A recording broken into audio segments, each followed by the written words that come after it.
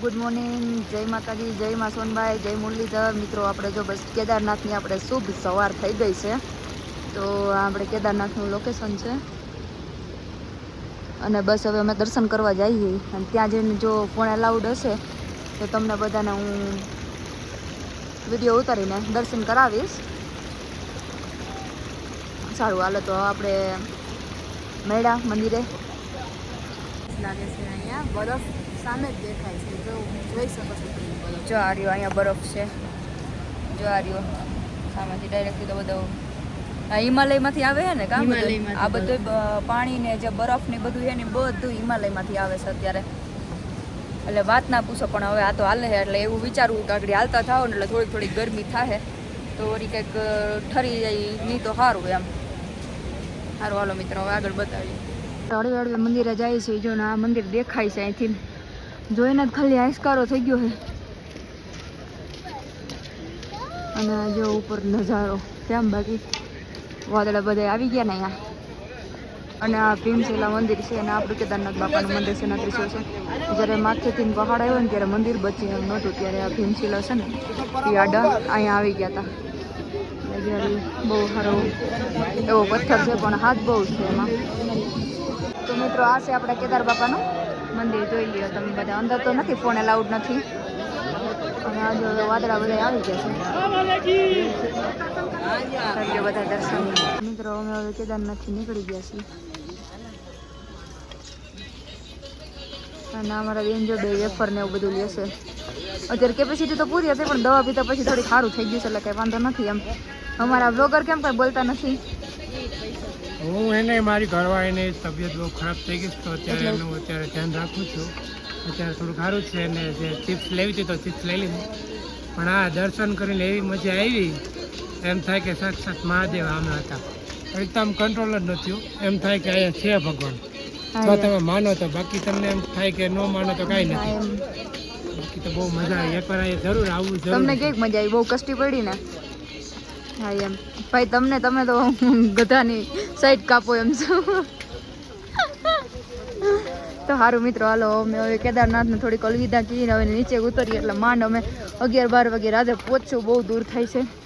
અને મિત્રો બધા એવા થાકી ગયા છે. આપણી તો થોડીક હજી બહુ વાંધો નથી.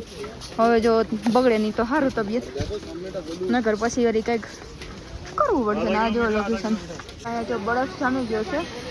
અને અહીંયા જો એને ગાંગડા પડી ગયા છે, ગોળો થઈ જાય એવા ગાંગડા છે. ત્યાં બધો બરફ છે અને આપણે પહાડ. અને બસ હવે આપણે હાલતા થઈ ગયા છીએ. હવે આપણે નીચે ઉતરીએ અને કાંઈક ભાવના પાપ હોય છે. અત્યારે અમે નાસ્તો કરવા બેઠા છીએ.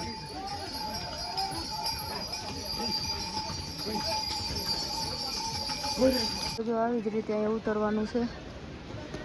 અને ઉતરવું બહુ અઘરું લાગે છે. ચડવું તો હજી થોડુંક કંઈક મને એવું લાગતું હતું કે સહેલું લાગે છે. એ જો શંકર દાદા આવે છે એ બોળિયા ના થાય.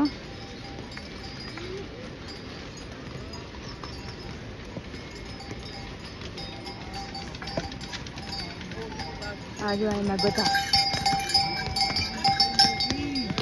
હજી સારું છે, કોઈ ક્યારેય કોઈને માર્યું નથી,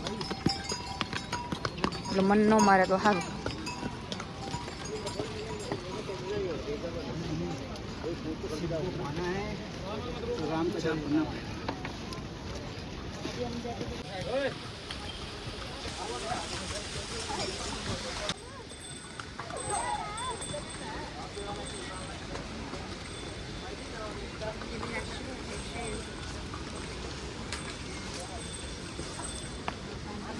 તો મિત્રો અમે હવે નીચે ઉતરી ગયા છીએ ને 4 કિલોમીટર જ ખાલી બાકી છે.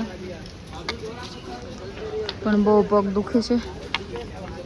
અમારો સહારો છે, આ અમારો ભાઈ છે અને મારો સહારો છે. મિત્રો અમે નીચે ઉતરી ગયા છીએ. હવે બસ જો ગાડીમાં બેસીએ છીએ અહીંથી. હવે સોનપ્રિય જઈએ છીએ. હાલ હાલ હાલ ગટુ હાકી લે તું. હાલો હાલો 50 જો મિત્રો બધાના પગ જો. હે મહાદેવ ઈચ્છા તો પૂરી થઈ ગઈ છે પણ હવે એક હોટલે પહોંચવાની ઈચ્છા છે એ જલ્દી પહોંચી અને આ જાય પગ જો એક ઉગમણો પડે ને એક આથમણો પડે મન નથી થાય મારે તો ક્યાં અને પડે અહીંયા તો હાવ હાલત જ ફેલ છે ઈ જ્યાં બેહાડો ને ત્યાં હુઈ જાય છે ઓય આમ રહેજો એક આને લ્યો હા અમારા લોહી પી ગયા ત્યાંથી બે દિવસ થયા લોહી પી ગયા હવે આ હેઠે આવ્યો તો અહીંયા આવો. મને ખાલી 2 રાત માટે બનાવે છે રાખવાનું છે આજ રાખવું